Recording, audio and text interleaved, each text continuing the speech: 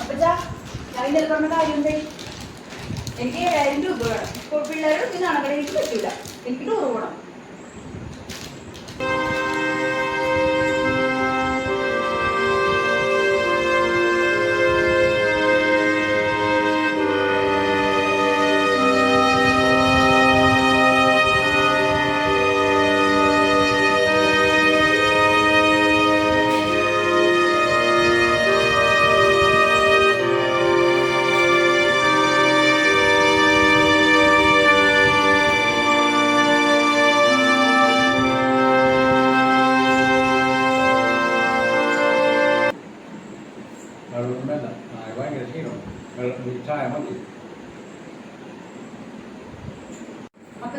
എന്റെ പൈസ കുടിക്കട്ടേടിയെന്ന് സമ്മാനമില്ലേ എല്ലാത്തിനും. എന്റെ കൂട്ടുകാരും ഞാനാണ് നാളെ കേട്ടെ. നിങ്ങൾക്ക് തന്നാ മതി. കുടിക്കട്ടെ.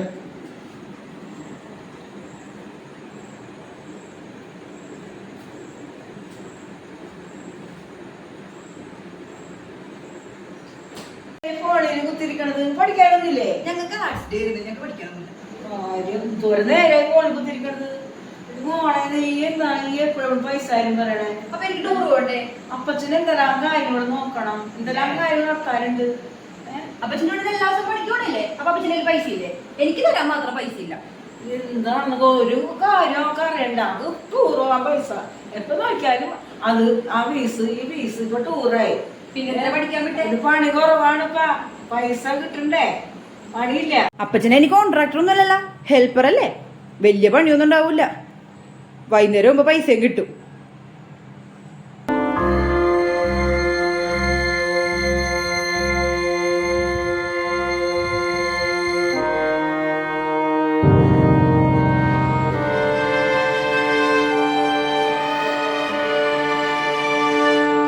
ഇവിടെ വന്നിരിക്കുകയാണ്. എന്തായി? എന്തായിട്ട്? 2 ദിവസമായി ഭയങ്കര ക്ഷീണം കാര്യങ്ങളും എന്താണെന്നറിയില്ല. ആശുപത്രിക്ക് നമുക്ക് വേഗം റെഡിയാവാം. ആശുപത്രിയിൽ പോകാനായിട്ട് ആ പെണ്ണിന്റെ പൈസ കൊടുക്കണേ. കൊച്ചിന്റെ ടൂർ പോകാനുള്ളതല്ലേ. എല്ലാ കാര്യങ്ങളും ചെറുപ്പത്തിലെ പറയുന്ന നടത്തി കൊടുത്ത പെണ്ണ് വർഷങ്ങളായി.